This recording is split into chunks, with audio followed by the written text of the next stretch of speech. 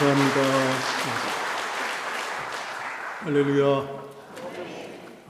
6월 달도 우리의 삶을 지켜주신 하나님, 7월 시작되는데요. 이제 이틀 후면 하나님이 힘과 능력을 공급하셔서 영과 육이 행복하시고 승리하는 7월 되어질 줄로 믿습니다.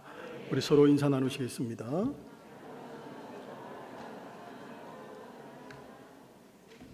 기도의 부흥, 말씀의 부흥, 섬김의 부흥, 선교의 부흥, 진천과 한국과 세계를 예수마을로 만들어가는 교회. 아멘. 사실 3장 전체를 다 읽어야 되는데 16절만 한 절만 읽었습니다. 헬라어로 이적이라는 단어는 세메이온이라는 단어를 씁니다. 세메이온. 이 단어는 이적이라고 하는 뜻만 아니라 표적이라고 하는 뜻도 가지고 있습니다. 그래서 세메이온이라는 단어는 성경의 문맥에 맞추어서 이적이나 표적 모두로 번역될 수가 있습니다. 우리가 그러한 이해를 가지고 요한복음을 들여다보면 예수님께서 일으키신 놀라운 사건들을 표적이라는 말로 기록하고 있는 걸 볼 수 있습니다. 그 이유는 이적이라는 말이 우리가 생각할 때 그냥 단순하게 기이하고 놀라운 일, 이게 이적을 뜻하는 반면에 표적은 뭐냐? 사인입니다. 표적이라는 말은 어떤 메시지를 전달하기 위해서, 어떤 의미를 전달하기 위한 상징적인 표현입니다. 다시 말하면 요한복음에 나오는 기적들은 기적 그 자체로 중요성을 띠는 것이 아니라 어떤 메시지를 전달하기 위한 상징적인 역할을 하고 있다는 거예요. 자, 우리가 손가락으로 어느 방향을 가리켜요? 방향을 가리킬 때 우리가 봐야 될 것이 뭐죠? 그 손가락에 가리키는 것이에요. 이 손가락 자체를 보라는 것이 아닙니다. 표적은 바로 이 손가락 역할을 하고 있는 겁니다. 다시 말하면 본질을 가리키는 역할을 하는 것이 표적이에요. 이해되셨습니까? 자, 요한복음에 나타나는 예수님의 7가지 기적들이 있어요. 모두 예수님께서 생명이심을, 또 예수님께서 하나님이심을 증명하는 표적들이에요. 그러면 생명을 나타내는 7가지 표적을 보게 되면 제가 간단하게 기록을 했는데 한번 보겠습니다. 어떤 것들이 있나? 말씀은 집에 가서 찾아보세요.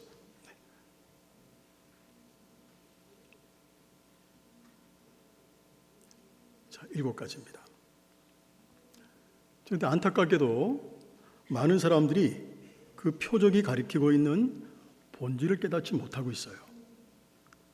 단지 저 표적을 통해서 드러난 사건, 누가 병고침을 받았고 누가 죽음에서 살아났고 기적 자체만 보고 예수님을 따랐다는 거예요. 그것이 유대인들로 하여금 실패의 자리에 있게 하는 원인이었습니다. 그러므로 우리는 요한이 정말로 의도적으로 기록했거든요. 의도적으로 기록해 놓은 표적의 역사를 통해서 살아계신 예수님 자체를 볼 수 있는 눈을 가져야 될 줄로 믿습니다. 2장 23절 24절 우리 보겠습니다. 6월절에 예수께서 예루살렘에 계시니 많은 사람이 그의 행하시는 표적을 보고 그의 이름을 믿었으나 예수는 그의 몸을 그들에게 의탁하지 아니하셨으니 이는 친히 모든 사람을 아심이요. 자, 6월절 날 예수님께서 예루살렘에 가셨어요. 그곳에서 많은 사람들이 예수님께서 행하시는 표적을 보고 예수님을 믿었습니다. 그러나 예수님은 그들의 믿음을 죄송하지만 신뢰하지 않았어요. 왜냐하면 그들이 가지고 있던 믿음은 표적 신앙이 아니라 이적 신앙이었기 때문입니다. 여러분, 이적 신앙은 자기 중심적인 신앙의 한 형태입니다. 아픈 사람이 기도 한번 받으면 벌떡 일어나고 신비한 체험을 할 수 있다고 유혹하면 이게 이적 신앙의 사람들은 분별 없이 따라갑니다. 거기에는 근본적인 회개가 없고 자기 부인이 없습니다. 여러분, 헌신이 없는, 다시 말하면 근본적인 회개가 없고 자기 부인이 없고 헌신이 없는 믿음은 참된 믿음이 아닙니다. 그러니까 이적 신앙에 기초한 사람들은 자신의 유익을 구하는 거, 자신의 유익을 구하는 데는 굉장히 열심이지만 헌신을 요구하면, 희생을 요구하면 다 도망쳐 버립니다. 예수님께서는 그 속마음을 이미 다 알고 계셨어요. 그러나 표적 신앙을 갖게 되면 그렇지 않습니다. 자, 표적은 아까 사인이라고 했습니다. 표적은 표적 그 자체로서 의미가 있는 것이 아닙니다. 의미가 없어요. 그것이 가리키는 것이 중요하다는 겁니다. 결국 예수님의 모든 표적은 따라합니다. 오직 하나님의 뜻을 보게 하는 데 있다. 할렐루야. 예수님의 모든 표적은 오직 하나님의 뜻을 보게 하는 데 있는 거예요. 그 표적들은 하나님을 가리키는 손가락에 불과한 도구였다는 거예요. 그러므로 우리의 신앙의 근거는 그 표적들이 가리키고 있는 살아계신 예수님, 그분의 말씀에 둬야 될 줄로 믿습니다. 하나님의 말씀이 우리의 신앙의 근거로 확정되어질 때, 하나님의 살아계신 말씀이 나의 신앙의 근거로 확정되어질 때 내 속에서 회개가 일어나는 겁니다. 그렇다면 수많은 유대인들이 이적 신앙을 품고 예수님의 뒤를 따랐던 이유가 뭘까? 그 이유는 예수님을 메시아로 삼기 위해서입니다. 잘못된 메시아죠? 자, 예수님 당시 유대인들이 고대하고 있던 메시아상은 다윗과 같은 성군이에요. 지금 예수님 시대에는 어떤 나라의 지배를 받고 있었죠? 유대가? 로마입니다. 그러니까 다윗과 같은 위대한 지도자가 나타나서 로마의 억압 아래에 있는 유대 민족들을 해방시켜주고 다윗 시대와 같이 이스라엘을 부강한 나라로 만들어줄 메시아를 기다리고 있었다는 거예요. 그런 메시아상을 원했습니다. 결국 유대인들은 자기 욕심에 이끌렸죠. 욕심에 이끌려서 예수님을 억지로 임금 삼으려고 했습니다. 예수님 그들의 마음을 모를 리가 없죠. 그들의 마음을 알고 계셨던 예수님은 자신의 몸을 그들에게 의탁하지 않으셨어요. 여러분, 이적 자체는요, 죄송하지만 귀신들도 할 수 있어요. 그러므로 우리는 이 혼탁한 시대에 바른 믿음을 소유한 사람이 되기 위해서, 여러분 바른 믿음을 소유해야 되지 않겠어요?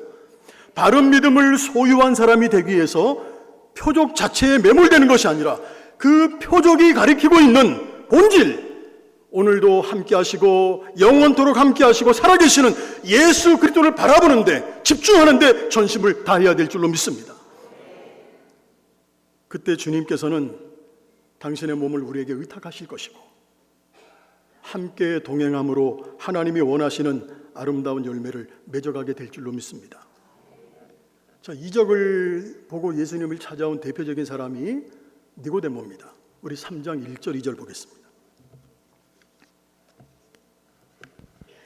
그런데 바리새인 중에 니고데모라 하는 사람이 있으니 유대인의 지도자라.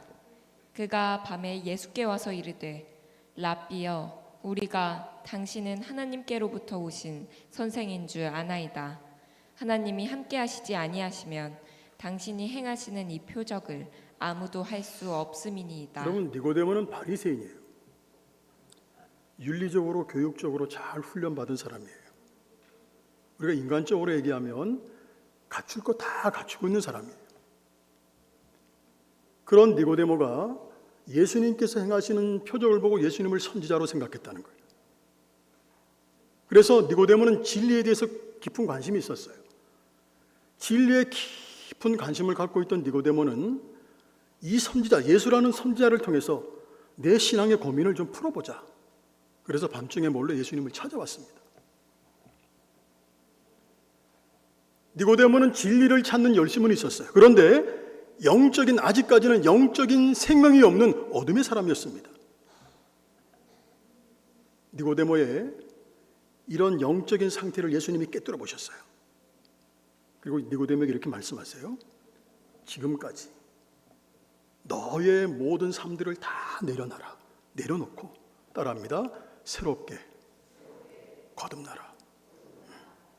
지금까지 너의 모든 삶을 다 내려놓고 새롭게 거듭나야 된다라고 예수님 말씀하세요.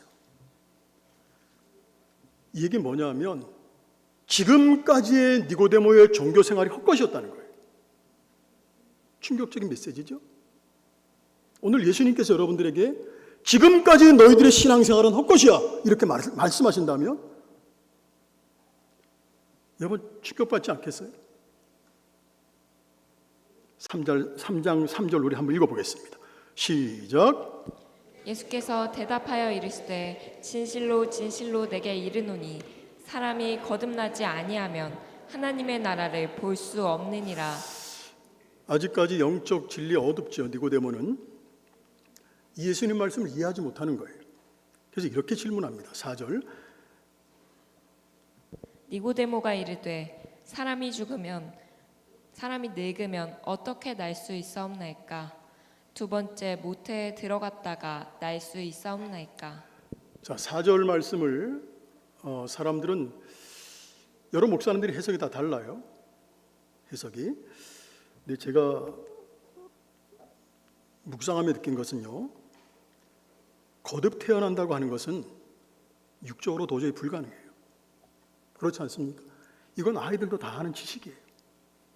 자, 그렇다면 많은 사람들의 존경을 받고 있던 종교 지도자 니고데모가 왜 이런 어리석은 질문을 예수님께 던진 것일까? 아이들도 아는 그 지식을.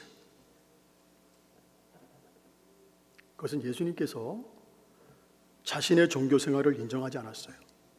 그런 예수님이 못마땅한 거예요. 지금 니고데모는.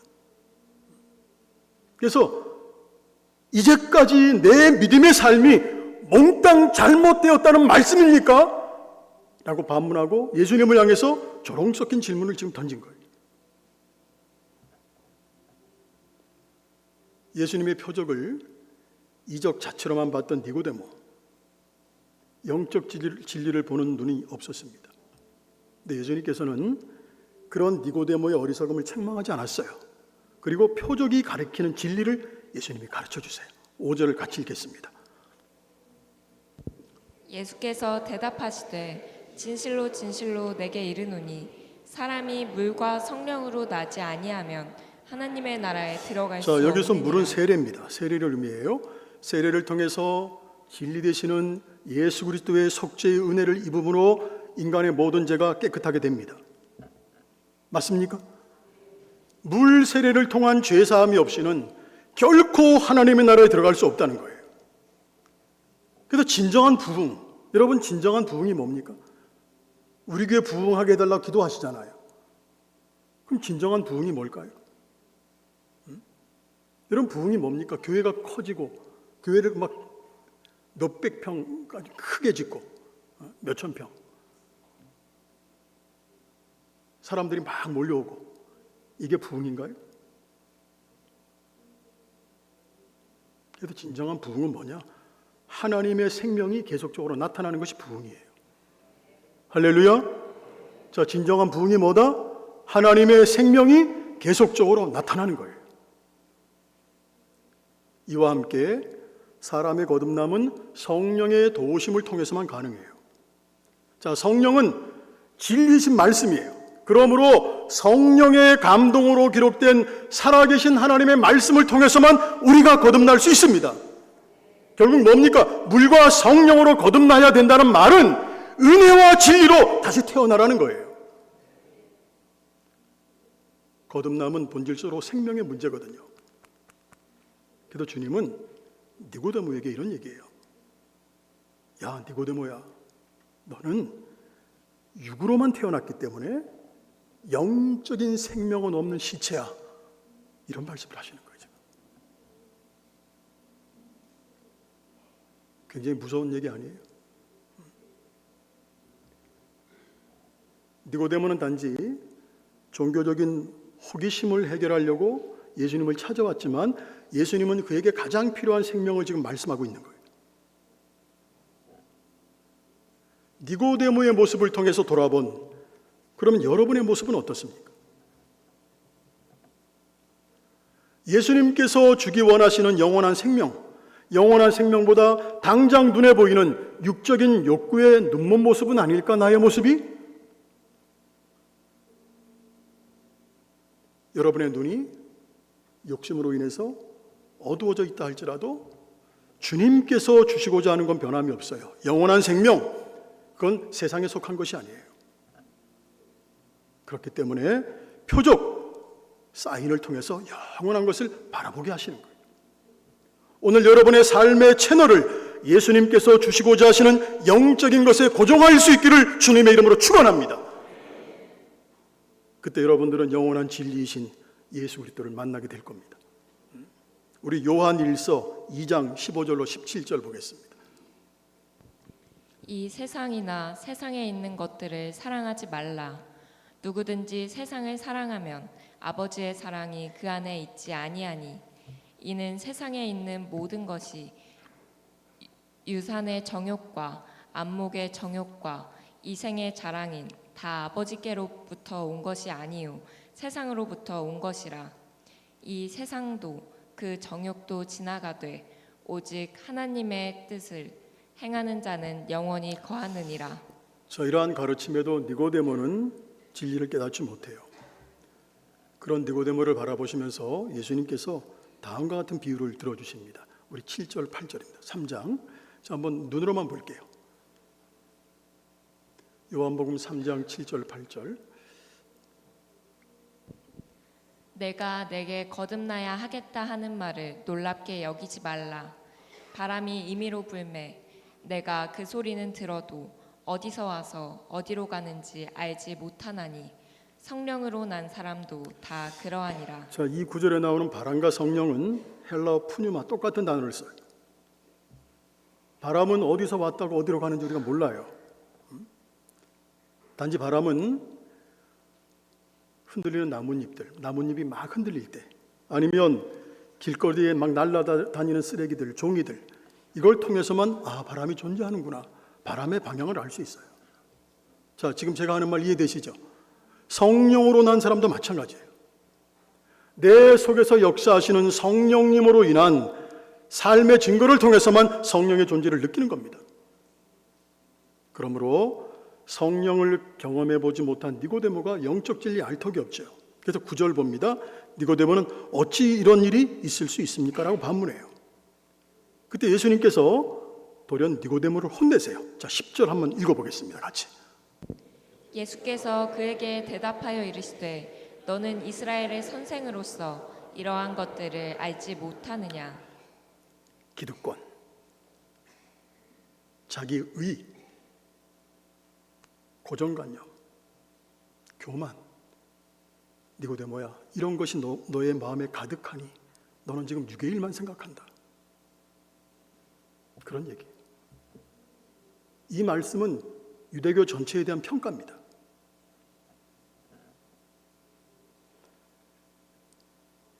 아까 우리 권사님 믿음 말씀하셨는데 여러분들에게 온전한 믿음이 있나요? 하나님이 기뻐하시는 믿음? 아니면 내 의로, 내 고정관념으로 꽉 차 있나요?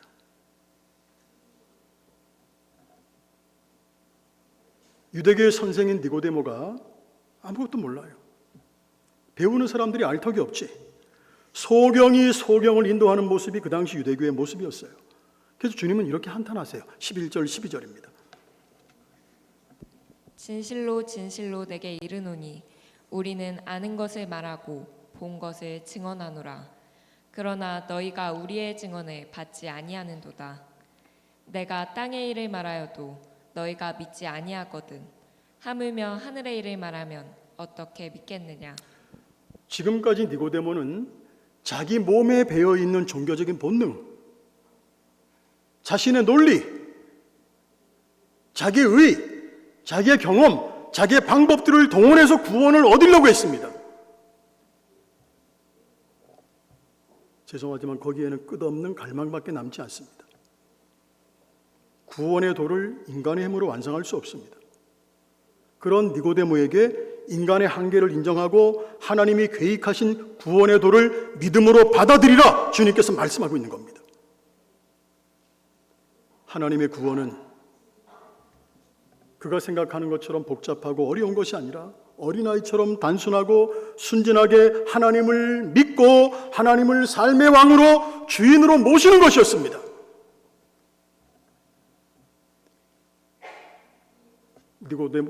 니고데모는 표적을 통해 그 진리를 봐야 했어요.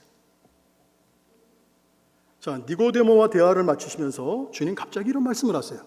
뜬금없이 14절입니다. 모세가 광야에서 뱀을 든 것 같이 인자도 들려야 하리니. 자, 노뱀 사건 아시죠? 이스라엘 백성들이 광야 말기에 경험한 사건이에요. 그 당시 이스라엘 백성들은 변함없이 하나님께서 은혜를 베푸셨어요. 하나님이 그들의 삶을 인도해 주셨어요. 그런데 하나님의 사랑과 은혜는 아랑곳하지 않고 불평과 원망을 일삼았어요. 오늘 우리도 마찬가지예요.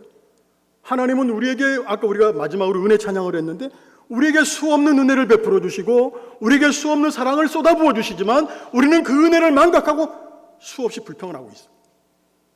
이게 우리의 모습이에요. 참다 못한 하나님께서 이스라엘 백성들을 불뱀에 물려 죽게 하는 심판을 행하세요. 자, 심판을 행하시는 이유가 뭐냐? 이 심판을 통해서 이스라엘 백성들이 회개하고 하나님께로 돌아오라는 거예요. 그런 마음을 헤아렸던 사람이 모세입니다. 그래서 백성들을 위해 중보기도 하는 거예요. 모세의 기도에 응답하신 하나님, 노뱀을 만들어 장대 위에 매달아라. 그 노뱀을 쳐다보는 사람들은 내가 낫게 해줄게. 하나님이 약속하셨어요. 약속. 하나님이 약속하셨으면 믿어야지. 그런데 그때도 하나님의 약속을 불신하고 하나님의 살아계신 말씀을 불신하고 자기 멋대로, 자기 생각대로, 자기 주장대로, 자기 의지대로 행한 사람들이 있었어요. 다 죽었어요. 하나님 말씀하셨으면 믿어야지, 신뢰해야지. 그러나 말씀에 순종하고 노뱀을 바라본 사람들은 다 살아났습니다. 이 노뱀 이야기가 뭡니까? 예수님께서 제시하려고 하는 복음을 완벽하게 예수님 표현해주고 있습니다. 하나님의 생명의 통로가 되었던 노뱀처럼 예수님 또한 십자가의 달리심으로 우리에게 생명의 길이 되어주셨다는 거예요. 할렐루야. 분명한 생명의 길이 있음에도 불구하고 오늘날도 끊임없이 수많은 사람들이 십자가에 달린 예수님 바라보지 않고 죽어가고 있습니다. 자신들이 불뱀과 같은 그 불뱀의 독에 사람들이 죽어갔잖아요. 독과 같은 죄에 중독되어서 죽어가고 있는 죄인임을 사람들이 깨닫지 못하고 있어요. 그러나 우리는 15절 봅니다. 예수님께서 노뱀처럼 십자가에 달리신 이유. 자, 같이 읽습니다. 시작. 이는 그를 믿는 자마다 영생을 얻게 하려 하심이니라. 믿으십니까? 깨닫는 여러분 돼야 될 줄로 믿습니다. 16절 17절입니다. 하나님이 세상을 이처럼 사랑하사 독생자를 주셨으니 이는 그를 믿는 자마다 멸망하지 않고 영생을 얻게 하려 하심이라. 하나님이 그 아들을 세상에 보내신 것은 세상을 심판하려 하심이 아니요 그로 말미암아 세상이 구원을 받게 하려 자, 하심이라. 이 말씀의 핵심이 뭘까요? 예수 그리스도를 믿는 사람에게 영원한 생명을 주신다는 거예요. 자, 예수 그리스도만입니다. 예수 그리스도만이 구원을 받는 유일한 길이에요. 이 길을 받아들이지 않는 사람은 심판을 받는 거예요. 18절 같이 읽겠습니다. 시작. 그를 믿는 자는 심판을 받지 아니하는 것이요 믿지 아니하는 자는 하나님의 독생자의 이름을 믿지 아니함으로 벌써 심판을 받은 것이니라. 여러분, 죄송한 표현할게요. 하나님의 뜻을 벗어나서 내 육체가 원하는 대로 살아가는 존재는 이미 영적 시체입니다. 죄송해요. 그런 표현을 써가지고. 물고기가 자신의 자유의지를 발휘했어요. 물고기가, 물에 사는 물고기가 자신의 자유의지를 발휘해서 물 밖으로 나왔다면 어떻게 될까요? 잠시는 살아있는 것처럼 보이지만 죽습니까? 안 죽습니까? 예정된 죽음 가운데 있는 것처럼 하나님의 형상을 따라 지음받은 저와 여러분들이 하나님 없이 살겠다는 거, 이거 그냥 죽겠다는 말하고 똑같은 거예요. 우리 35절 36절 마지막으로 읽고 마치겠습니다. 자, 35절 36절 시작. 아버지께서 아들을 사랑하사 만물을 다 그의 손에 주셨으니 아들을 믿는 자에게는 영생이 있고 아들에게 순종하지 아니하는 자는 영생을 보지 못하고 도리어 하나님의 진노가 그 위에 머물러 있느니라. 자, 본문 말씀을 본절 말씀을 통해 믿는 것은 순종하는 것임을 또 한번 강조를 해요. 예수 믿고 순종하는 것만이 우리가 영생을 얻는 유일한 길이에요. 이게 그리스도인들의 가장 큰 특권이고 축복입니다. 결국 주님께서 우리에게 표적을 베푸신 이유도 영생에 이르는 길을 바라보게 하기 위함이었습니다. 이제 우리가 진정으로 성숙한 그리스도인이 되어서 이 땅에 하나님의 뜻을 세워가기를 원한다면 이적 신앙을 넘어서 표적 신앙을 가져야 될 줄로 믿습니다. 그래서 그 표적이 가리키고 있는 산소망이신 유일한 생명의 길 되시는 예수님, 그 예수 그리스도를 믿고 그분을 닮아가고 순종하는 삶이 되어야 될 줄로 믿습니다. 그때 여러분들의 삶을 통해서 그리스도의 빛이 나타나게 되고 어둠 가운데 있던 세상에 변화의 바람이 불게 될 줄로 믿습니다. 오늘 진천교회 성도님들을 통해서 그러한 역사가 진천과 한국과 세계 가운데 나타날 수 있기를 주님의 이름으로 축원합니다. 네, 기도합니다.